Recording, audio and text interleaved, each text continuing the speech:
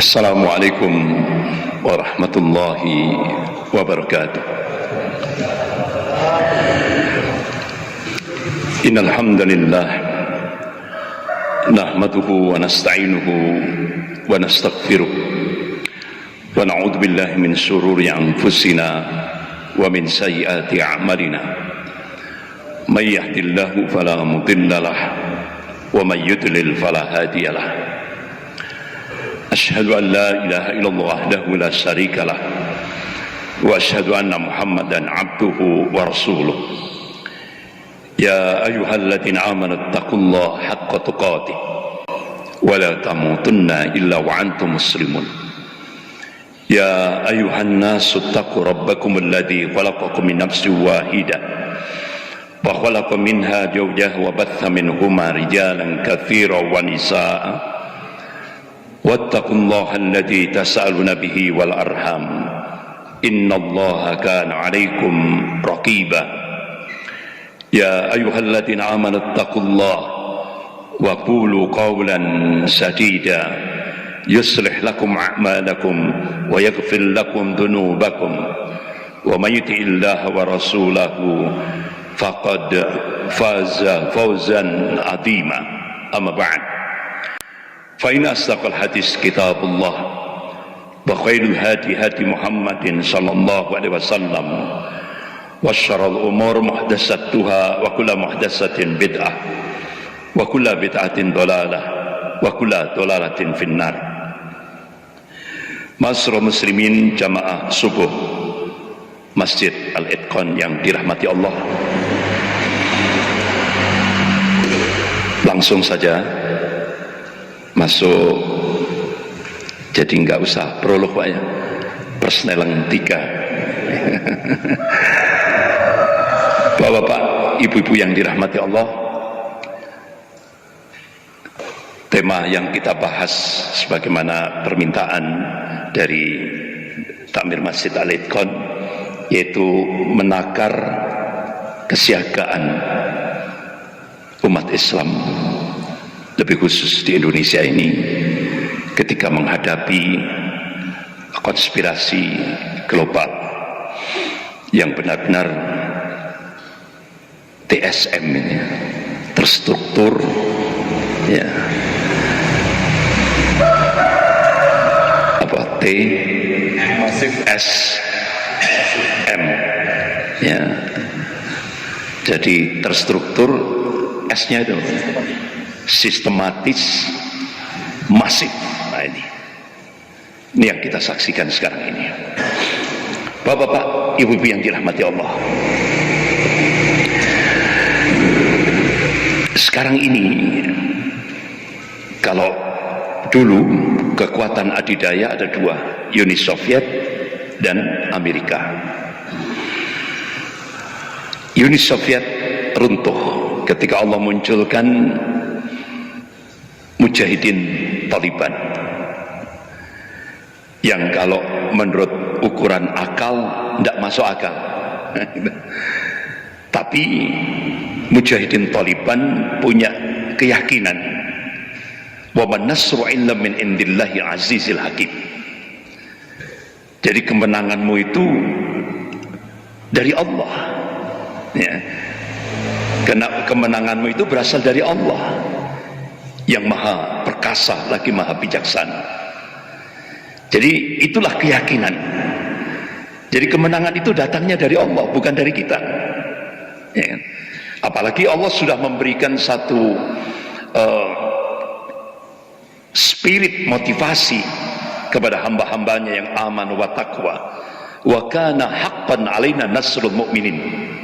Kewajiban kami, kata Allah, memenangkan, membela, memenangkan golongan mukmin, golongan yang muwahhid, pasti akan dimenangkan oleh Allah Subhanahu wa taala. Jadi bapak-bapak, ibu-ibu yang dirahmati Allah, Uni Soviet yang punya persenjataan yang cukup canggih gitu. Bahkan tentara beruang merahnya yang cukup ditakuti dunia, ternyata bisa dihancurkan oleh Mujahidin Taliban dengan persenjataan jadul, ya kan? Persenjataannya jadul, ya. Ukuran akal tidak masuk akal, tapi Allah tunjukkan kekuasaannya. Sampai akhirnya Syekh Abdul Azam rahimahullah menulis satu kitab kecil, Ayatul Rahman fil Jihad Afgan. Jadi bagaimana Allah tunjukkan kekuasaannya, Allah yang Maha Rahman ini, terutama di medan jihad Afghanistan, sehingga benar-benar hancurnya adidaya Uni Soviet. Walaupun untuk menutupi malunya itu Gorbachev mengekspos di media internasional keruntuhan Uni Soviet itu karena kebijakan Glasnost dan Perestroika. Itu kan cuma menutupi malu saja, padahal hancurnya Uni Soviet itu karena mujahidin Taliban, yang itu sampai sekarang cukup ditakuti oleh dunia. Makanya ketika rombongan tokoh-tokoh mujahidin Taliban, ada kurang lebih sekitar 6-8 orang datang ke Indonesia, diterima oleh Wakil Presiden Pak Yusuf Kala, itu ada pesan apa yang tersirat itu. Artinya apa? Wahai umat Islam Indonesia, contoh kami, contoh kami. Jadi dengan beliau itu punya izzah gitu. Uni Soviet dan Amerika bisa kami kalahkan. Itu. Hanya apa? Modalnya ad-dinul haq. La ilaha illallah. Itu jadi al-quwah, ada kekuatan, ada power. Yang itu benar-benar Allah tunjukkan kekuasaannya di medan jihad Afghanistan. Jadi bapak-bapak, ibu yang dirahmati Allah, akhirnya Uni Soviet hancur, muncul lagi satu, Cina. Amerika sudah melemah. Jadi setelah Uni Soviet hancur, Amerika nyoba, ya, nyoba ini ya, nyoba, sampai akhirnya mujahidin Taliban semuanya itu mundur. Dikira pejabat-pejabat militer Amerika mengira mujahidin belum perang sudah kalah. Nggak tahunya itu jebakan. Itu jebakan. Jadi begitu mujahidin Taliban mundur, Amerika dengan berapa itu? Hampir 28 negara sekutu yang mengikuti, yang mendukung Amerika, masuk ke Afghanistan. Baru muncul mujahidin Taliban itu. Sehingga akhirnya kembali lagi Amerika menyatakan kalah menghadapi mujahidin Taliban. Itu berapa biaya yang dikeluarkan Amerika untuk menghadapi mujahidin Taliban? Berapa ratus ribu pasukan militer Amerika yang tewas di Afghanistan? Berapa persenjataan, berapa pesawat tank dan semuanya persenjataan berat ini, Pak. Ini akhirnya Amerika, sampai akhirnya pemerintahan Barack Obama, ya kan? Itu kan ada Bob Bagdell yang ditawan oleh mujahidin Taliban. Ditawan, kemudian Amerika yang dipimpin oleh Barack Obama sudah mengangkat tangan menghadapi mujahidin Taliban. Ternyata tangguh, cukup tangguh sekali. Gerakan gerilyanya, perang gerilyanya, itu yang ditakuti oleh Amerika. Sampai akhirnya pertukaran tawanan, ya. Jadi satu tentara Amerika ditukar dengan 5 mujahidin yang ditawan di penjara Guantanamo Nah, setelah terjadi pertukaran itu kan sempat masuk di YouTube, tidak lama dihapus karena Amerika malu, dihapus itu. Akhirnya Bob Bagdell diminta menyampaikan oleh Barack Obama kesan dan pesannya selama ditawan oleh mujahidin Taliban di depan tokoh-tokoh 16 badan intelijen Amerika di White House. Bob Bagdell pidato apa Pak pertama kali di Gedung Putih, Bismillahirrahmanirrahim. Itu terucap di samping Presiden Amerika dan di depan pejabat-pejabat militer Amerika dan 16 badan intelijen Amerika. Itu kan sama saja ditampar gitu. Berarti Bob Bagdell sudah masuk Islam, Masya Allah. Jadi ucapan Bismillahirrahmanirrahim masuk di Gedung Putih Amerika. Itu makanya bapak-bapak ibu yang dirahmati Allah, Amerika melemah, muncul adidaya baru Cina ya. Akhirnya Indonesia beralih kiblat. Amerika sudah mulai melemah dan kita merasakan ketika imperialisme Amerika di Indonesia ini kan implikasinya ipoli sosbud hankam.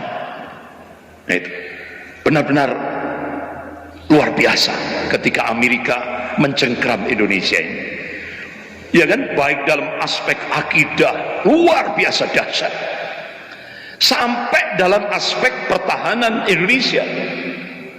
Itu. Makanya kita baru tahu setelah majalah Al-Mujtama Kuwait mengekspos ternyata Amerika itu sudah punya kepentingan tersendiri terhadap gerakan separatis OPM dan RMS. Makanya bapak-bapak ibu yang dirahmati Allah, ada Bapak Mayor Jenderal Agus Sutomo, itu mantan Danjen Kopassus. Beliau mencoba nyamar jadi Babinsa, masuk di bandara-bandara perintis di Papua. Ternyata Pak, bandara-bandara perintis yang milik misionaris-misionaris yang ada di Papua itu semua digunakan untuk mensupport gerakan separatis OPM. Bahkan seluruh jaringan gereja di Papua itu pensupport terbesar gerakan separatis OPM. Bahkan ketika saya diundang oleh Mayor Jenderal Ridwan, saya diundang, diminta untuk memberikan motivasi di depan prajurit Kostrad. Jadi prajurit Kostrad itu kurang lebih sekitar 13.000. Jadi saya diminta waktu itu untuk menyampaikan temanya tauhid waribatu fisabilillah.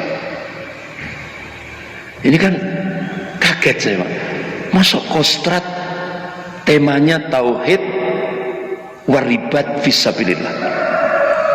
Nggak salah tuh. Akhirnya saya telepon Mbak ajudannya, Pak Letnan Kolonel Adam, Pak, nggak salah toh temanya ini. Ini masalah jihad loh itu Pak. Ini TNI nih, ya kan?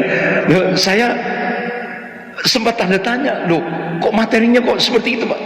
Loh, Ustaz Andri, Panglima ini agamanya Masya Allah, Islamnya Masya Allah. Itu sebelum adzan saja beliau sudah di depan mimbar. Nah, otomatis semua prajurit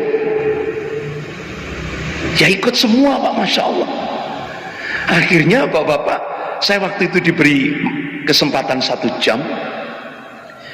Selesai menyampaikan, selang berapa hari saya ditelepon oleh ajudan Panglima Bapak Mayor Jenderal TNI Ridwan, Panglima Divisi Kostrad. Ustaz, alhamdulillah prajurit semangat ketika mendapatkan info langsung tentang fadilah ribatul lail, tentang keutamaan ribat semalam saja gitu.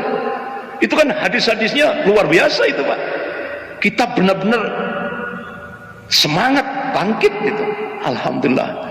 Akhirnya bulan Ramadan saya dipanggil lagi oleh Panglima Divisi Kostrad untuk keliling di batalion-batalion di bawah Kostrad, batalion Yon Armet, Yon Bekang, batalion-batalion itu, masya Allah. Bahkan saya diminta untuk silaturahmi ini kita sharing di komandan-komandan batalion di sejawa ini. Alhamdulillah waktu itu sempat akhirnya bapak-bapak ibu yang dirahmati Allah, memang gerakan separatis ini pensupportnya itu tidak hanya Amerika, negara-negara Eropa. Bahkan yang cukup mengagetkan kita, ternyata Amerika, negara-negara Eropa itu ingin mewujudkan aliansi negara Kristus kawasan Asia Pasifik. Luar biasa, dan kita baru bisa, kita kaget itu muncul di majalah Al-Mujtama yang diterbitkan di Kuwait. Ternyata qadarullah, saya diundang safari dakwah di Padang, Sumatera Barat selama 10 hari keliling Sumatera Barat. Nah, qadarullah saya ditemukan Ustadz Fadlan Garamatan. Langsung kesempatan emas saya tanya, Ustadz, antum kan paham betul Papua, benar enggak ini saya dapat info dari kalangan TNI itu jaringan gereja di seluruh Papua itu pensupport gerakan separatis OPM. Benar Ustadz, benar itu. Jadi benar-benar luar biasa. Bahkan Australia juga, itu kan Amerika, Australia, semua negara-negara Eropa, baik itu OPM maupun RMS. Nah, alhamdulillah bapak-bapak ibu yang dirahmati Allah, TNI benar-benar sikap menghadapi itu. Makanya untuk kawasan ring luar, insya Allah TNI siap menghadapi itu ya. Padahal bapak ibu tahu sendiri kan, 15 pangkalan militer Amerika itu semua sudah menghadap Indonesia. 15 pangkalan militer Amerika.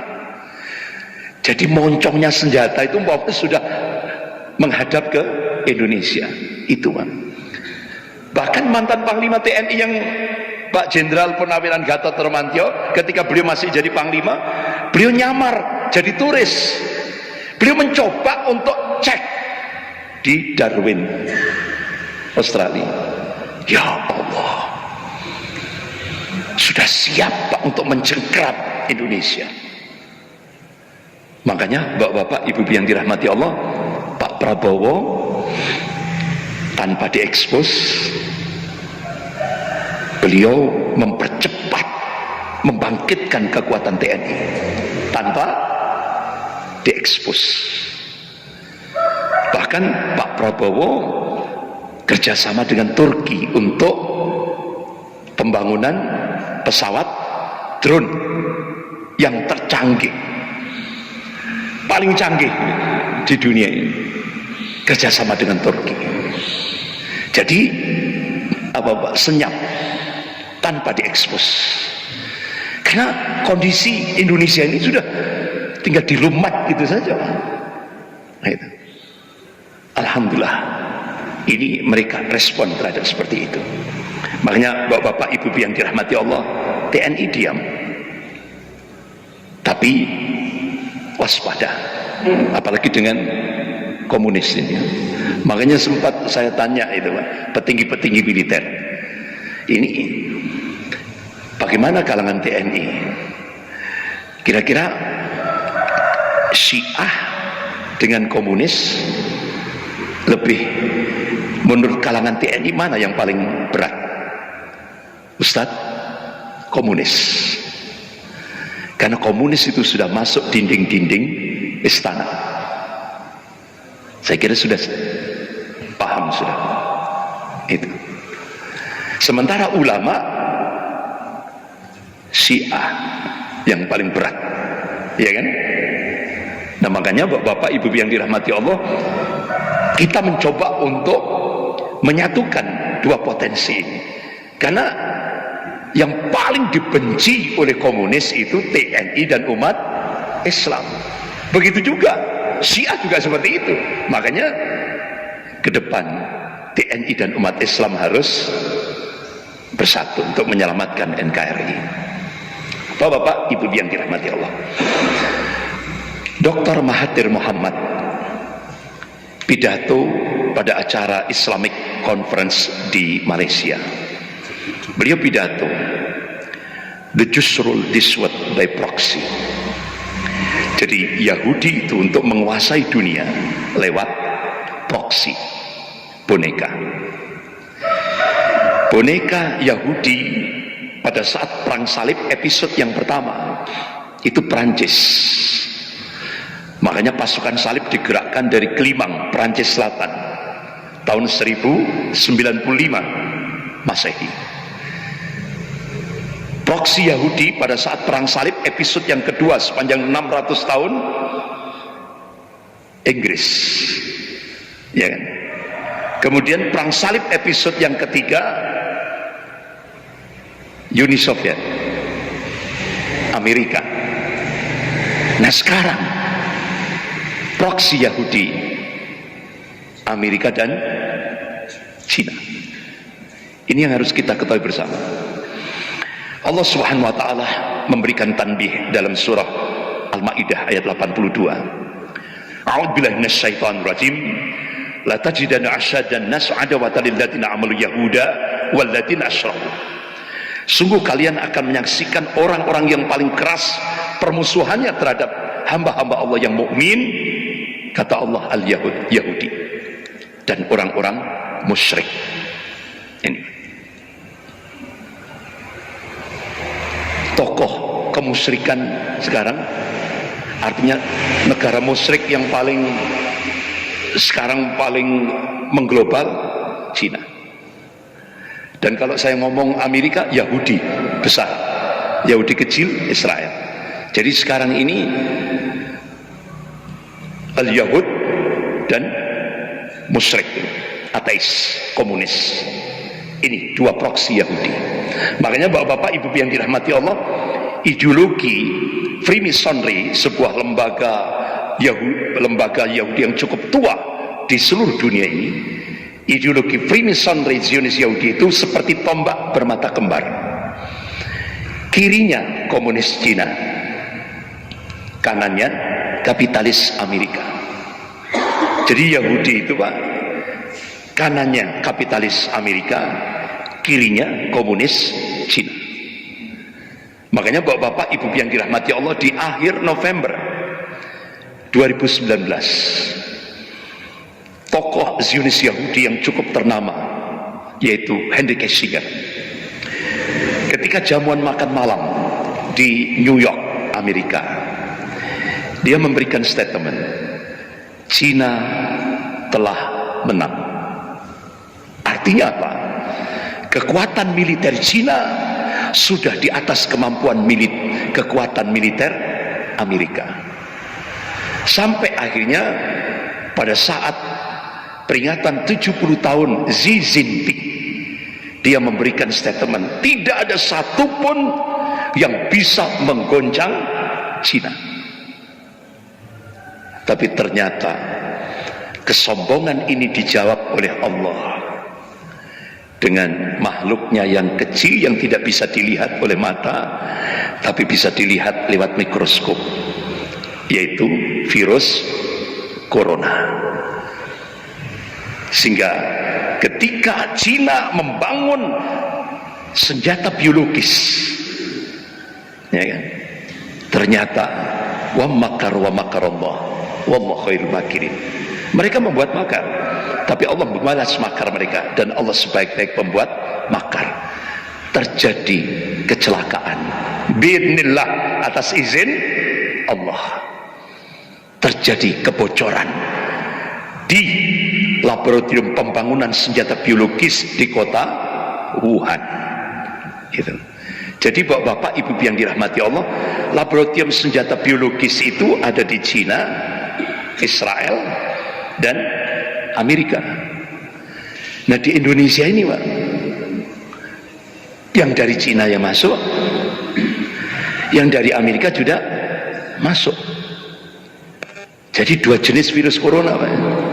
Dari Cina masuk, ya kan?